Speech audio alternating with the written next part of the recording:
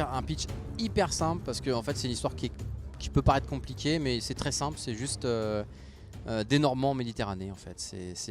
Non mais vraiment, c'est comment les Normands vont faire leur trou en Méditerranée. Alors derrière, on met toute une histoire de...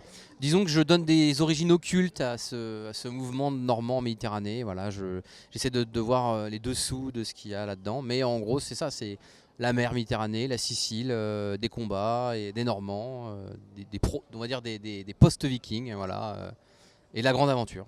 Quasiment tout est réel en fait, sauf on va dire l'élément important. Le climax du tome 1 qui lui est faux, mais parce que normal, j'invente, c'est l'aventure. Mais sinon, tout le reste, tout le cadre, tout le background est le plus fidèle possible. Après, le but n'est pas de suivre à pas l'histoire pour être vraiment collé à l'histoire. Le but, c'est vraiment aussi de faire notre histoire. Mais le siège de Taormine, la reconquête de la Sicile, les Byzantins, l'armée avec un mélange de Byzantins, de Normands, de Varecs, tout ça, c'est vrai. Par rapport au Roi des Ribauds, on est dans quelque chose d'assez similaire, c'est vrai, parce que c'est encore le Moyen-Âge, parce qu'il y a toujours intrigue, complot. Néanmoins, on est sur un réglage différent. C'est-à-dire que nous, Dargaud nous avait adoré le Roi des Ribauds et ils avaient dit pareil, mais c'était pas tout à fait ça. Ils voulaient quelque chose dans cette veine-là. Donc on a gardé un peu la recette, on va dire, mais par contre on est allé sur un réglage totalement différent. C'est-à-dire que le Roi des Ribauds est attaché à la ville de Paris, c'est les bas-fonds, c'est Crado, c'est la pègre. Là, on s'est dit, on va profiter de passer en grand format pour aller sur la grande aventure, sur l'épopée, sur les pics, sur les grands paysages, voilà. Donc, on va dire, oui, il y a une recette qui est un peu la même. Après, les personnages sont totalement différents, les réglages sont différents, l'ambition de la série est différente.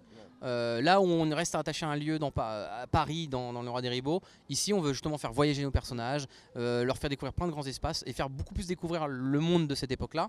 Que dans le Roi des Ribauds, où le Roi des Ribauds on joue avec notre époque, qui a un background. Là, on va aller un peu plus loin. Et en plus, l'air de rien, on est quand même presque 200 ans avant. Ça change pas mal de choses. Le Roi des Ribauds, c'était un réglage polar, thriller, et moi c'était le moment où je me mettais à l'ancrage. En plus sur un format comics, moi je voulais y mettre toutes mes influences américaines. Les grands encreurs des années 60 qui ont fait tous les EC Comics, les Alex Toth et compagnie, ou des Frank Miller, ou de Eduardo Risso plus récemment. Et alors que là, ça faisait longtemps que ça nous trottait de faire effectivement de la série d'aventures.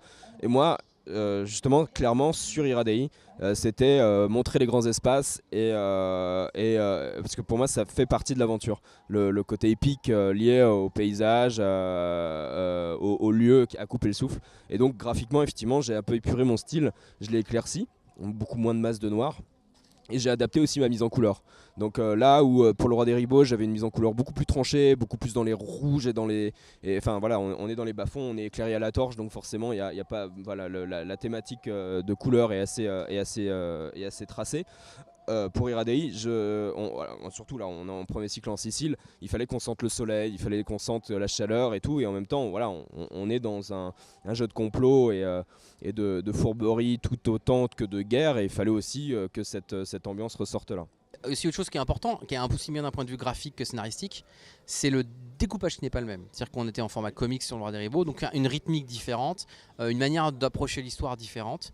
Là on est en 54 cc, format franco-belge habituel, et ça implique plein de choses sur la manière de raconter l'histoire qui font forcément que ça ne sera pas du tout la même chose. La manière de raconter est différente, la manière d'amener les choses est différente. On a beaucoup moins de place, donc en même temps on est obligé de trouver des techniques pour dire ce qu'on a envie de dire, mais en moins de place. Voilà, donc c'était aussi le moyen de se réinventer un peu aussi avec Ronan, où on trouvait que le format du Roi des Ribauds qui nous plaît beaucoup, on commençait à ronronner dedans en fait. Dès qu'on avait un problème, on rajoutait une double page. Dès qu'on avait un truc, on va faire ça comme ça. Là, on a été obligé de se réinventer sur ce format-là. La limitation de page amène vraiment des défis. J'ai envie de dire, c'est un peu comme comme vous savez, un réalisateur quand il fait un film et qu'il a beaucoup d'argent, des fois il est moins inventif que quand il y en a très peu, parce que quand il y en a très peu, il est obligé d'inventer plein de choses. Là c'est pareil, par manque de place, on est obligé d'inventer des techniques, on est obligé d'inventer des choses, où on est obligé d'amener les choses d'une manière différente pour aller à l'essentiel. Et ça amène des fois des choses bien, quoi. Elle est commune, c'est-à-dire que je fournis un découpage relativement précis à Ronan, des fois même avec plus de détails qu'il en faut pour qu'il puisse choisir. Il choisit et il m'envoie ses storyboards, et là c'est un ping-pong. Ce que Vincent me fournit est plus un roman détaillé, page à page, où il me décrit absolument toute l'action avec les dialogues. Et et avec une suggestion effectivement de découpage. Et puis moi je traduis ça en storyboard. Et au storyboard on travaille vraiment tous les deux. Et là on forge vraiment la narration à deux. Tout le découpage se fait d'une traite en fait. Et en un mois, on fait le découpage de l'album. Avec nos retours, l'album est lisible, c'est une sorte de pré-crayonné quasiment parce que je pousse assez mes storyboards à ce niveau-là. Et ça nous permet au bout de ce mois-là de le faire lire donc, aux éditeurs évidemment, mais aussi à ceux qui sont autour de nous pour avoir des avis autres. Nous, ça fait un mois voire plus qu'on travaille dessus. On n'est pas forcément à même de voir les erreurs ou les défauts. Et voilà. Mais du coup, de faire lire d'un coup, d'une traite le bouquin à tout le monde, ça permet de tout de suite de mettre le point sur ce qui va pas, sur ce qui est clair ou ce qui va aussi tout simplement. Je suis en atelier avec Julien Carrette qui lui s'était déjà remis à faire du tradi depuis un certain temps sur le bourreau qui est chez Dargo. Et moi ça me donnait envie de plus en plus. Et quand on a signé pour Dargo, là je me suis dit c'est peut-être le moment de se remettre sur le papier, voilà, on change de format, quitte à se mettre un petit challenge supplémentaire, hop, on passe le pas, on se remet sur le papier. Et donc je me suis réattaqué sur du papier, alors c'est du papier très lisse qui s'appelle le Scholler Hammer, c'est la Rolls des auteurs de BD, plume, pinceau, encre de Chine, et hop, voilà, je me suis lancé. J'ai adoré, vraiment, ça a remis en question mon travail. Je me suis mis devant des difficultés que, pareil sur le numérique en fait, à force de travailler tout en numérique, j'avais l'impression de ronronner et de pas m'ennuyer mais pas loin, et ça a permis de me remettre en question.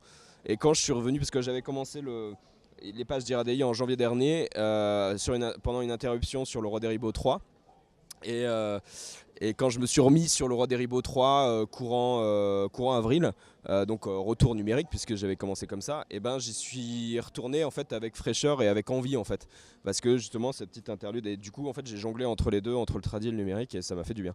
Donc voilà, c'est mon premier album entièrement fait en tradi, voilà, sauf la couleur évidemment qui est toujours numérique. C'est assez génial. C'était aussi ce qui était intéressant dans le projet quand on en a parlé à la base, c'était que l'époque est extrêmement riche et varié graphiquement, rien que déjà parce que voilà, on a les Byzantins, on a les Normands, voilà, c'est ça, du pire au meilleur. Justement il fallait un petit peu adapter parce que les Byzantins, bon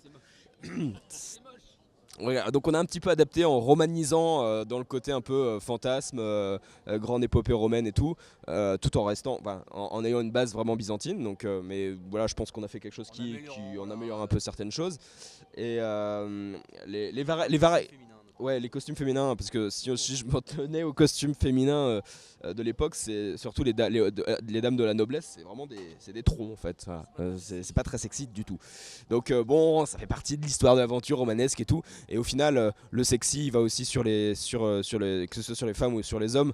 Et ce côté sublimation du corps humain dans l'épopée, dans la faction guerrière, ça allait aussi, ça devait résonner un peu partout. Donc j'ai essayé d'uniformiser ça un petit peu. C'était un des rêves, et voilà, c'est chose faite. Il se trouve que c'est le Roi des Ribauds qui nous a amené à ça, puisque c'est Dargo qui est venu nous voir en nous demandant faites-nous quelque chose. On n'est pas venu vers eux en leur proposant un dossier sans qu'ils sachent qui on était. Au contraire, c'était vraiment ils nous ont quand même donné carte blanche. Dargo vient nous voir en nous disant en fait ce que vous aimez. À un moment on peut pas refuser un truc pareil. Je veux dire, c'est pas une question de. Alors, on nous avait posé une fois la question, c'est en fait vous faites du Roi des Ribauds mais avec de l'argent. On peut. Non, mais enfin, on nous l'a dit, et d'un côté c'est un peu vrai. En fait c'est juste que ça nous permet de pouvoir vivre beaucoup mieux de ce qu'on fait, et surtout ça nous permet de toucher un public différent qu'avec le Roi des Ribauds clairement on n'arrive pas à toucher. Non pas parce que Aquilos ne fait pas son travail, au contraire, les deux membres d'Aquilos sont des gens passionnés, et on reconnaîtra jamais assez ce qu'ils nous ont apporté et ce qu'on leur doit, mais le problème c'est qu'ils ont les limites de leur structure, et de toute façon ils le savaient eux-mêmes. Ils nous avaient dit clairement, nous on a des limites, et un jour en rigolant Richard nous avait dit si un jour vous nous quittez c'est minimum pour Dargo. Bon voilà, c'est fait. Le chiffre, on va dire pour l'instant de signé et clairement établi, c'est 4 tomes, 2 diptyques. Le chiffre qu'on espère nous, c'est 6 diptyques, donc 12 tomes. on sait déjà ce qui se passe, on sait où ça va, on sait très bien le tour qu'on va faire de... Nous, clairement, je peux vous donner même les lieux des diptyques qu'on envisage, c'est un road trip. Donc ça commence en Sicile, ça suit en Italie du Sud, donc ça c'est signé. À Constantinople, ça il y a de fortes chances que ça a lieu. Ensuite, on aimerait aller à Novgorod, donc le long de la Volga, chez les Russes, RUS. Remonter ensuite vers la mer Baltique, suivre le royaume de Norvège. Et enfin, retourner en Espagne pour une sorte de croisade avec elle, le Cid, tout dans cet univers-là, l'Espagne musulmane, un peu, tout ça, l'Andalouse. Voilà, donc on sait déjà comment ça se termine. Moi, je sais déjà comment mes personnages doivent évoluer. Disons que je connais le but de la randonnée. Après, je ne m'interdis pas de prendre des chemins de traverse, de prendre des raccourcis ou des chemins plus longs. Mais en tout cas, nous, voilà, nous, on sait qu'on a de la matière pour 12 tomes. On aimerait vraiment faire ces 12 tomes. Mais comme on sait aujourd'hui, le monde de la BD tel qu'il est, et même si Dargo est très sympathique avec nous, après, il faut que les lecteurs suivent. Merci aux lecteurs de continuer à nous suivre depuis tout ce temps-là. C'est grâce à vous que on en est là, qu'on peut encore nous raconter nos histoires en toute quiétude. Oui, surtout ceux qui nous suivent depuis Bloc 109, qui ont vu les changements, qui nous ont suivis toujours et qui, grâce à eux, aujourd'hui on est là un peu chez Dargo aussi, et c'est aussi grâce à eux. Donc, ce que je dis, on n'oubliera jamais ce qu'on doit à Kileos, mais on n'oubliera jamais ce qu'on doit à nos premiers lecteurs.